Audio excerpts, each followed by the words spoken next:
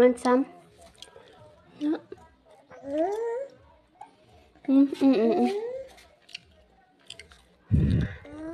Eat na.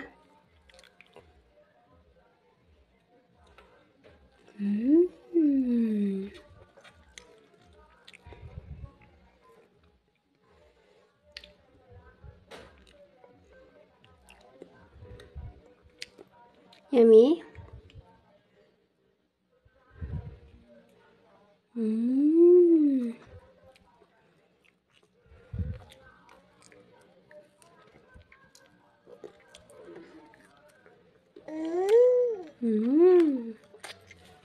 What about this one?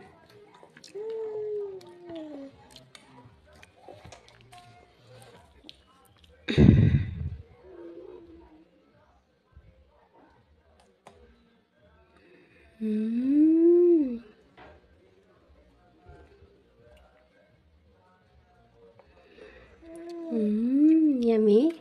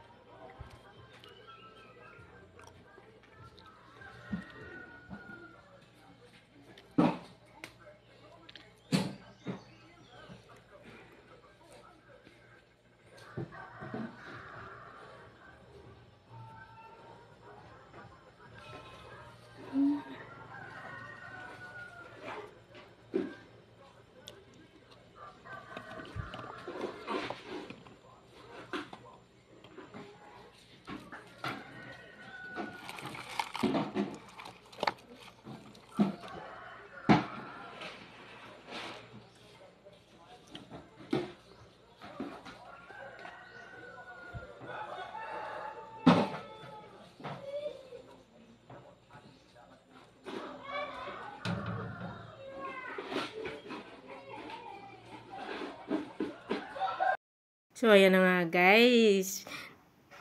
Papakita nila yung kinakain nilang prutas dun sa amin guys. Hanggang tingin na lang tayo nito guys. Kasi taga-uwi natin. Hindi naman season ng prutas na to. Tingnan mo guys. Ang galing niyang, apo na po namin yan. Ang galing niyang kumain ng duhat guys. Duhat yun sa Tagalog, diba? Sa Ilonggo kasi guys, yung tawag, galumboy.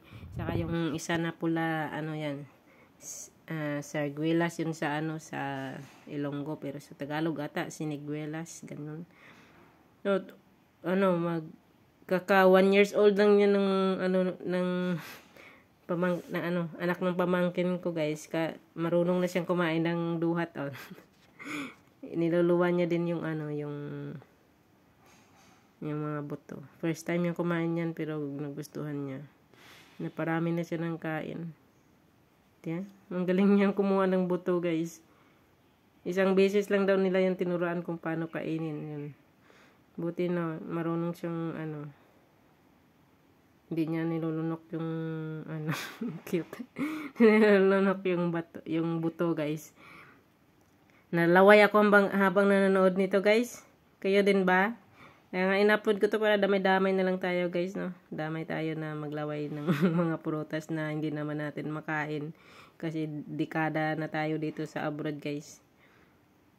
Wala namang dito, walang ganyan, bihira ka lang makakita kung may ganyan, pag may umuwi tapos dalhan ka, pero bihira lang guys.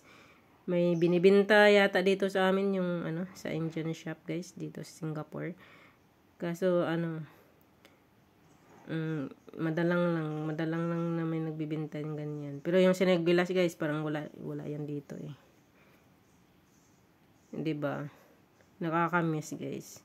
Kasi pag gusto nating umuwi sa Pilipinas, di naman natin mapili kung anong pizza, anong buwan, kasi may mga pasok yung mga alaga natin. So, kung ano yung bigay na time nila amo, yun tayo makauwi, di ba?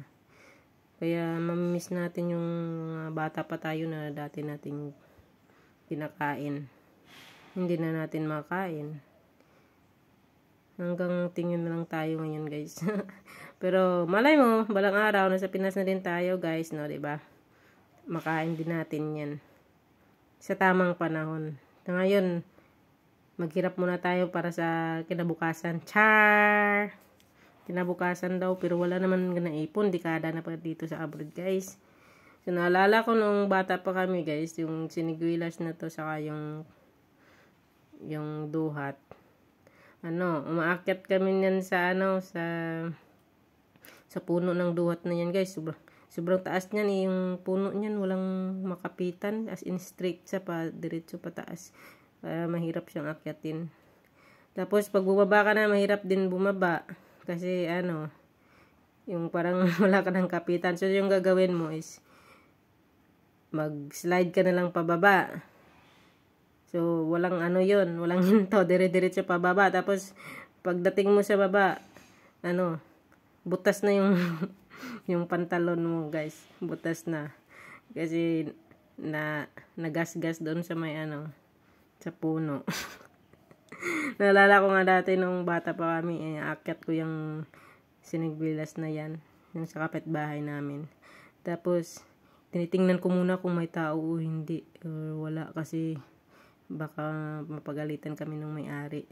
Nung inakyat ko na, guys, doon ako sa taas, nabali yung sanga, kasi marupok na tong siniguelas pag pag maraming bunga, marupok na yung niya, yung sanga. Yun pala, guys, nakita ako ng may-ari kinabukasan, sabi niya, nakita kita nahulog sabay ng sanga galing sa puno.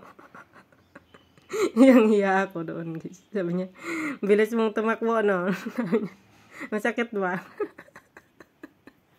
Tawa ako ng tawa kasi yung kapitbahay namin siya, tapos yung parang tito na din namin siya. Tapos yun, kasi yung tatay niya dati, guys, pag may umakyat ng mga siniguelas, dami kasi nilang puno ng siniguelas, guys. Pag umakyat ka doon, pag nahuli ka niya, chachap-chapin niya yung tsinelas mo.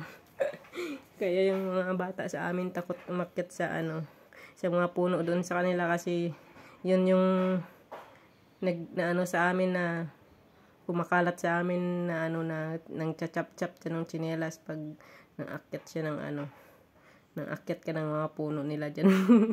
Ang laki kasi ng farm nila, guys. Kaya yun yung minsan nangunguha kami kung walang tao.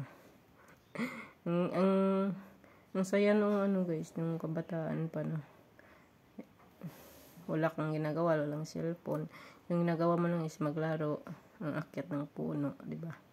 Libre na. So, the best talaga yung buhay sa farm, guys. Ako ay nakatira sa farm, Your Honor.